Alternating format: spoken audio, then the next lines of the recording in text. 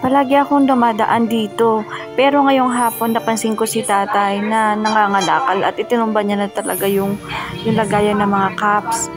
Naawa naman ako kasi may bibilihin lang din ako sa kabilang kanto. Sinadya ko na siyang puntahan para ma-interview po siya. Sinamantala ko na yung pagkakataon na mabilhan si tatay ng merienda kasi baka mamaya umalis na siya sa pwesto niya. May bibigay lang ako sa'yo, ha? May binili kasi ako doon tinapay. Ha? Saglit lang, ha? Tatabi lang ako. Sige ho tayo. Dito lang ko. Diyan ka lang naman.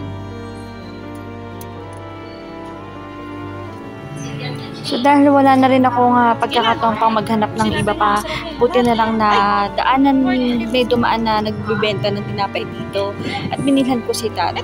Ako pasensya talaga dahil ang pera ko dito ay talagang 200 plus lang, pero inilaan ko na talaga kay tatay yung mga natitira ko pa at yung iba binili ko po ng tinapay. Magkano to? 15 din? Ano naman dito tapos? Sige, dati ka mo. Ayan ka. Ito kaya, tsaka patagdating. Wala naman kasi kami sa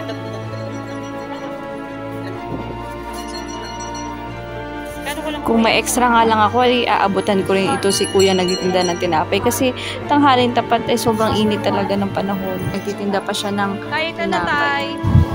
So ayun po, kinuha ko na rin yung pagkakataong ma-interview natin si tatay.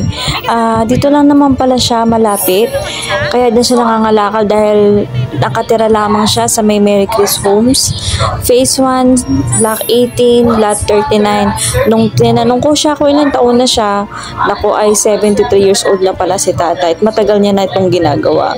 At naitanong ko rin kung meron siyang pamilya, wala siyang pamilya at nag-iisa na lang. Ngayon, sabi ko sa kanya, tay, kung okay lang po ba kayo ay aking videohan, baka meron pong may mga mabubuting puso na tumulong sa kanya. So, pumayag naman si tatay. Siya si Bernardo de los Reyes. At yun nga, binanggit niya na siya yung nangangalakal dyan po sa may Mary Chris. Ilan taon na ho kayo? 53?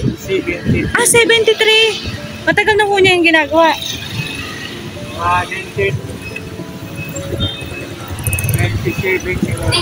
Sa puntong ito, hinihingi ko na po yung detalye ni tatay at sinabi sa kanya na kung sakali na may magbigay ng tulong sa kanya, siya po ay aking babalikan. Nakakalungkot man na may mga ganitong sitwasyon, kaya ginawa natin yung pagkakataon na makatulong kahit sa maliit na bagay. Nawa si tatay ay manatiling malakas sa kabila ng kanyang mga pinagdadaanan. Tanong mo lang yung bahay ng, saan ba dito bahay ng nangangalakal? Alam nila yun, alam nila nangangalakal. Oo, sige ho. Sige ho, tay. Puntahan ko kayo, ha? Pag may tumulong na sa atin. Thank you po.